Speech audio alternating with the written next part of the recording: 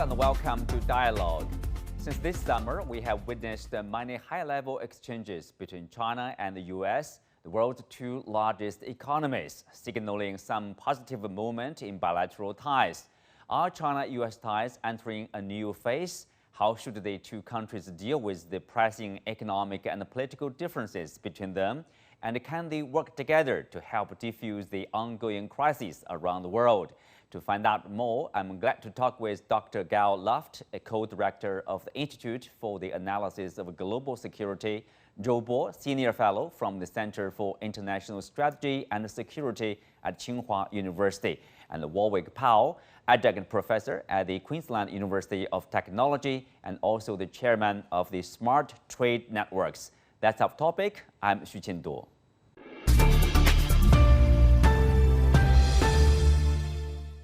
Welcome to Dialogue. So, Zhou Bo, I will start with you. We have seen a flurry of high-level visits this year from U.S. side to China, and then we have a Chinese senior diplomat and the Foreign Minister Wang Yi, visiting the U.S. And so we have also the confirmation of contact between the military officials from both sides. For example, there's U.S. officials presence at the just concluded Xiangshan Forum. So how do you make of these high-level exchanges? I think things are moving in the right direction at a slow pace. I don't believe it is right for us to have high expectation for all this. It is good that senior American officials come, but at the same time, when you talk about a Xiangshan Forum, actually, I believe the United States has actually wasted a good chance of having high-level contact with Chinese side, because this is what they have been asking for, and definitely the Chinese side should have invited senior American officials from Pentagon to come, right? But apparently the head of American delegation is not so senior. Not so senior, yeah. Not so senior. So this, of course, would not be helpful in having a high-level, dialogue. Gao, the question is like, if you look at the U.S. policy, on one hand, you do see, they engage with the Chinese side with the visits by senior officials. On the other side, you do see the U.S. is not letting up their control of export, for example, or the chips or the sanctions on the Chinese companies. So, how do you characterize the U.S. policy on China right now? Well, it's very interesting, and I'll give you one example related to your question. We had a visit of Gina Raimondo, the Secretary of Commerce, and one of the takeaways from the visit was the need for some sort of dialogue on export controls, which was, and they kind of established a mechanism, and then a few weeks later she introduced a whole new set of export controls on advanced microchips without really using the very same mechanism that was established. So that creates a lack of trust. Okay, so visits for the sake of visits, talk for the sake of talk, this is all very nice, but when it comes to implementation, when it comes to deliverables and compliance with those deliverables, this is very much lacking.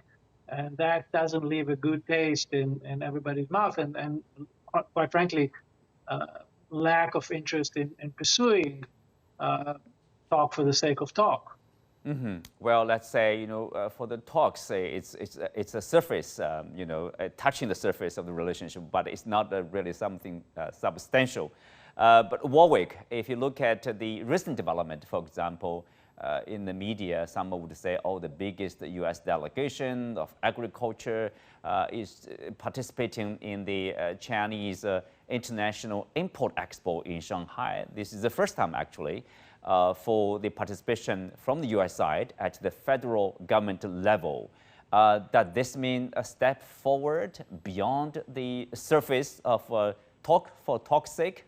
Look, to some extent, yes. But I think the other guests have nailed it, and that is that the US has now developed a habit of saying one thing but doing another. And that is the fundamental concern, that the sincerity underpinning the talks and the dialogues is starting to become quite thin.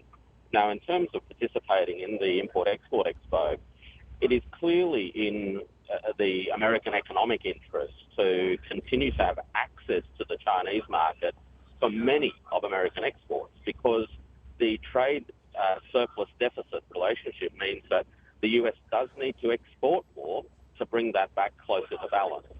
So talk is, for its own sake, is not meaningful. The way that the US is framing its interest in terms of its actions is very narrow. The idea of cultivating a win-win environment, I think that window is currently, if not closed, it's barely ajar at the moment. Zhou Bo, facing such a reality, that's a challenge, on one hand, in the U.S., mostly pushing for decoupling. At the same time, they are demanding fair treatment of the U.S. companies, or the access to China market. What's the right response, probably, or the proper response from the Chinese side towards such a U.S. policy? Well, if you study Chinese policy, you would find that Chinese policy toward the United States actually has been fairly consistent, because our leadership is more stable. Therefore, our policy is much more stable. So Americans change from decoupling to de-risking, which are term borrowed from one line, shows that actually decoupling has failed. But as to what de-risking it really means, I believe they still don't have a good answer. The point is the policy of having small yard with high fences actually is being challenged by Americans themselves, like the chip semiconductor companies, who are seriously worried about losing Chinese market. So I think the fact that you talked about in the beginning, that more and more American senior officials are coming to China, is, for me, a kind of progress in realizing that this kind of, containment policy, which they would never talk about directly anyway, has not worked. So, but we have to back to common sense. This is the largest two economies in the world, and if for us to not slide into another Cold War, I think it is better for us to have cooperation wherever possible. Then the question is where it can be, because people are looking at the same thing in different lights. But still, I would say that if this is not a new Cold War, definitely we should have more areas to cooperate than during the Cold War, in which basically it is a competition with only two areas of cooperation, that is outer space and joint efforts in eradicating smallpox.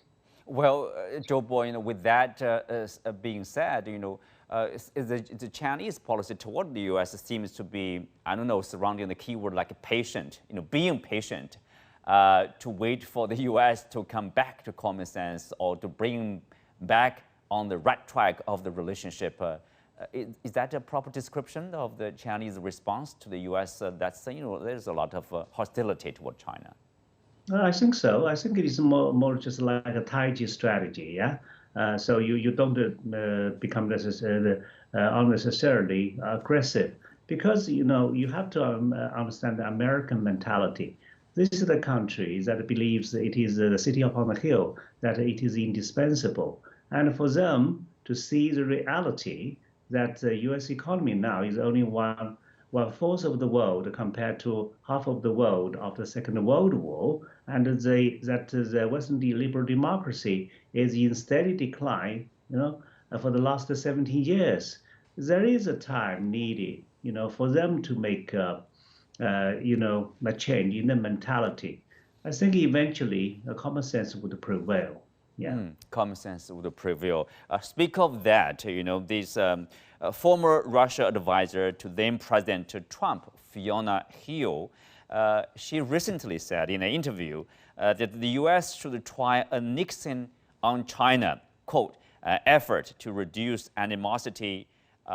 She noted that, quote, Zhou Bo, this is for you again, we are not going to have any hope of curtailing Russia's options and getting the Middle East to calm down if we have a super antagonistic relationship with China, does that reflect the kind of probably rethinking about their policy or coming back so speak of like to the common sense?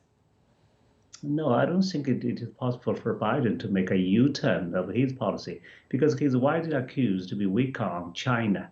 But having said that, it is difficult for Americans to realize actually how many common interests we have.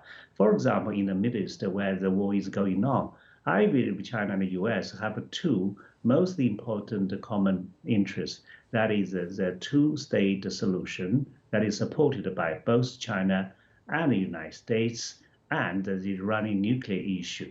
Yeah, the Iranian nuclear issue used to be the biggest issue before the war. But with this war, so who knows what Iran is really thinking? The Iran is definitely behind Hezbollah.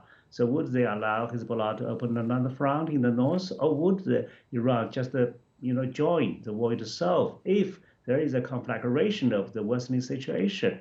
So in the Middle East, for example, so many people say that Americans are leaving. This is totally nonsense. Americans won't leave simply because Israel would ask for unconditional American support in any crisis.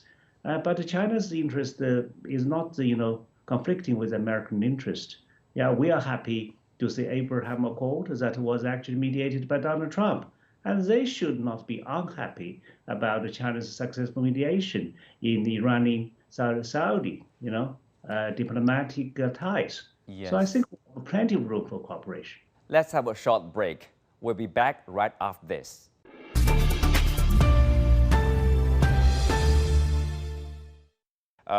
Staying on with this domestic discussion inside the U.S., Gao, in addition to Fiona Hill, we also have Ryan Haas, a figure from the Brookings Institution.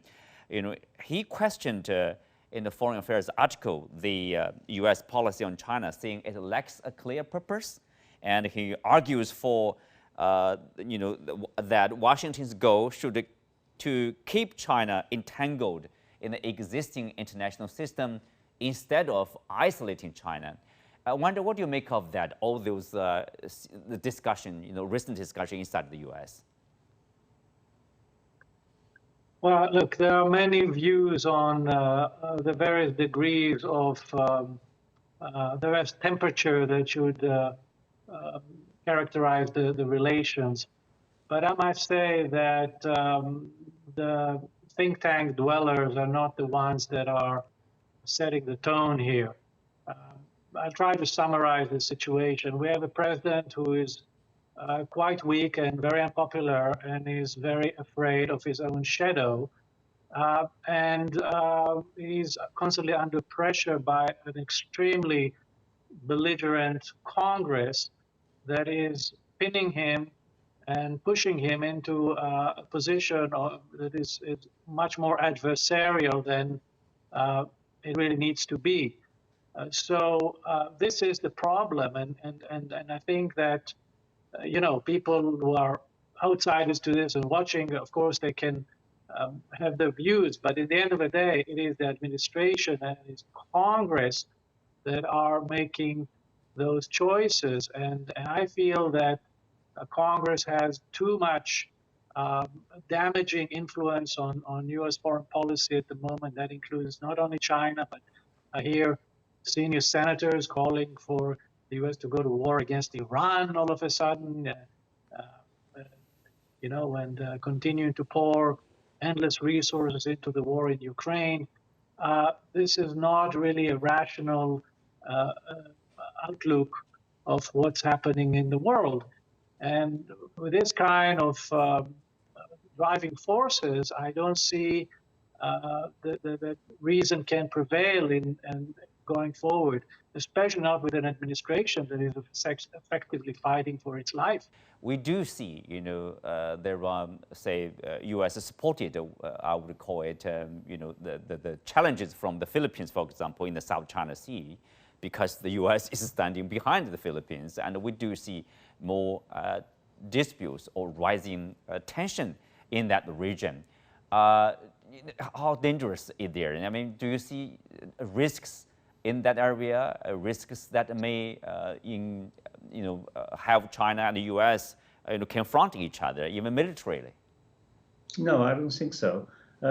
Actually, I'm slightly confused as to why the Philippine government would actually open up 9 bases for Americans, because apparently in South China Sea there is nothing that is tremendously dangerous, because China, being a major power, actually is still negotiating a code of conduct with other claimants. So there is no obvious threat there.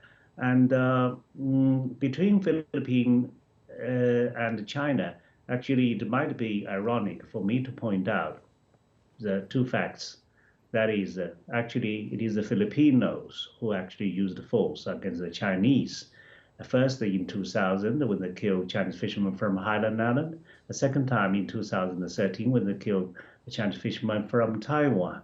So people I know would normally have sympathy for small countries, right? Big is beautiful, small is probably lovely. But the point is, it is a small who is actually using force against the big. So whether the Americans would come in, in confrontation with China because of the Philippines, no, I don't think so. Because right now the most obvious problem is the stranded, and rusted Filipino ship, that ran aground in Second Thomas Shoal, which is a promise to tow away, but they didn't. So right now they're trying to send some building materials to have it fortified. We would not allow that. Yeah, that is the Chinese territory, and they violate their own promise. Yeah, throw it away. Yes. Okay. So Gao, if you look at the U.S. policy on China, let's say, besides this trade policy, tech policy, and then of course there's a security issue, either South China Sea or over Taiwan. Question there: do you see there's a possibility or a slight chance of possibility of like a proxy war against China, maybe using smaller regions or country against China? I think that the last thing the United States needs now is to get embroiled in a third hotspot. We've seen that even with all the aid to Ukraine and counteroffensive has not brought to any change on the ground. Now we are at the beginning of a war in Gaza, which could spill over to other parts of the Middle East. I don't think that this administration is interested in any additional flashpoint, especially given the high oil prices, the risk of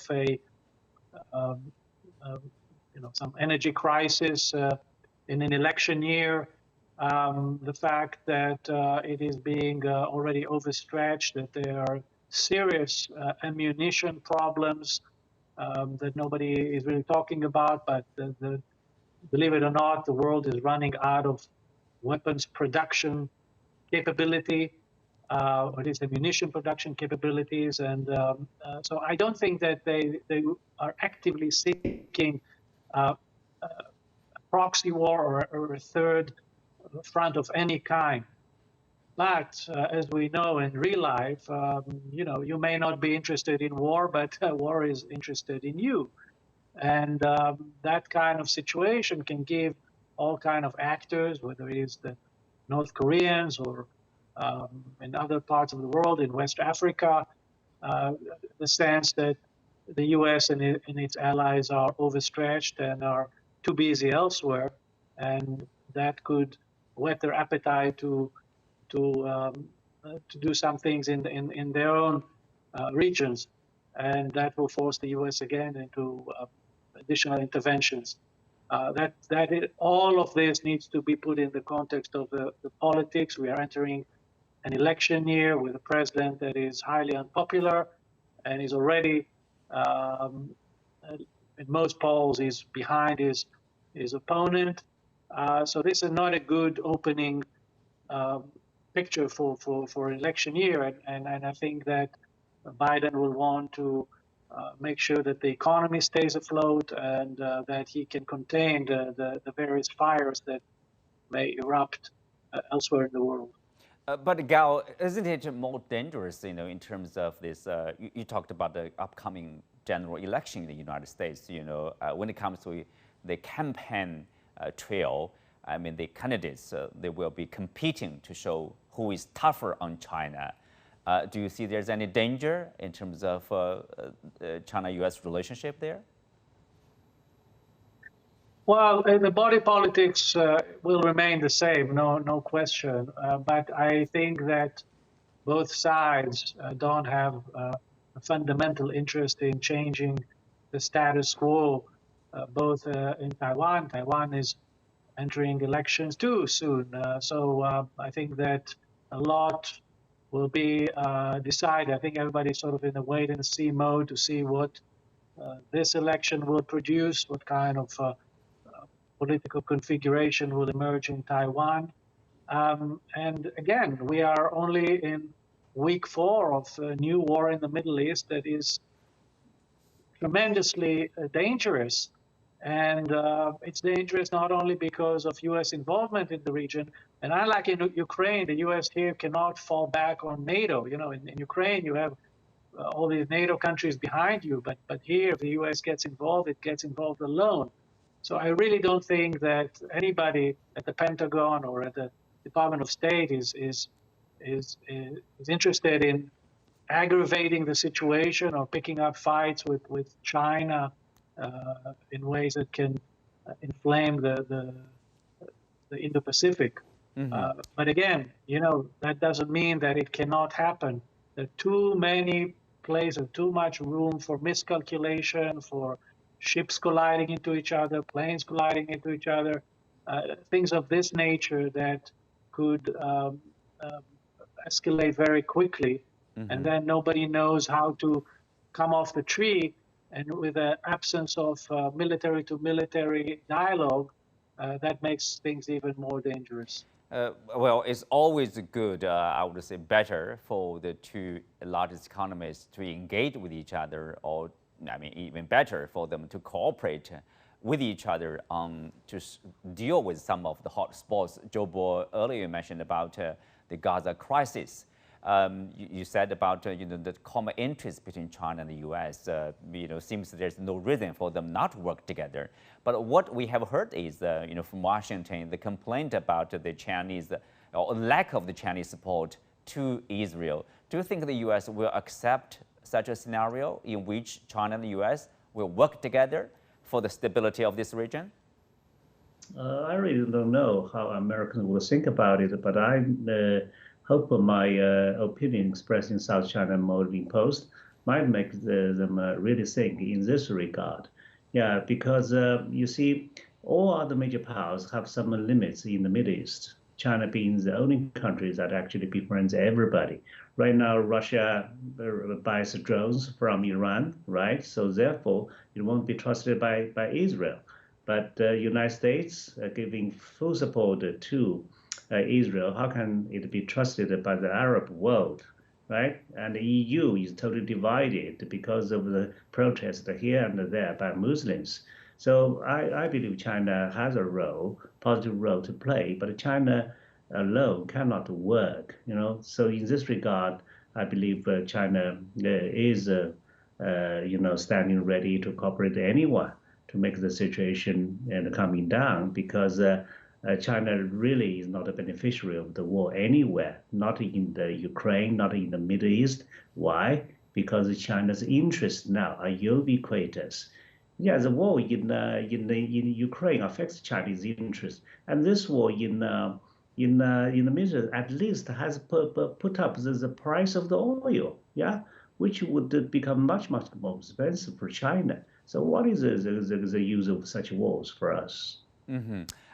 Well, according to the White House, Chinese President Xi Jinping and his U.S. counterpart Biden to meet in San Francisco on the sidelines of the Asia-Pacific Economic Cooperation Forum. What's the expectation? What will be the topic, and anything deliverable will be touched upon? I think the fact that the two leaders now meet much less, than often expected, demonstrate how important these meetings would be, for the two countries. Because right now we do not have, bilateral visits, state visit. So people actually are meeting each other at the international forums. But still, these forums therefore become very, very important. A meeting or two won't solve all problems. But the good thing is, even if people see them talking, actually it's a big relief for everybody. It's just like Warwick said, Jojo is better than war, right? To see the two largest economies talking to each other, we know at least they are not fighting with one another, or they are preparing to fight with one another. This is a very healthy sign. And given the political system, especially in our system, what has been decided by the top leader would become very important. And so we actually have high hope for this kind of a meeting. Hopefully it will just really bear fruits. So people might, follow the direction and make more fruitful outcomes. Mm-hmm. Well, with that, we come to the end for today's discussion. Many thanks to our guests. You can also find us on the CGTN app on YouTube. I'm Xu Qinduo. Thanks for being with us. See you next time.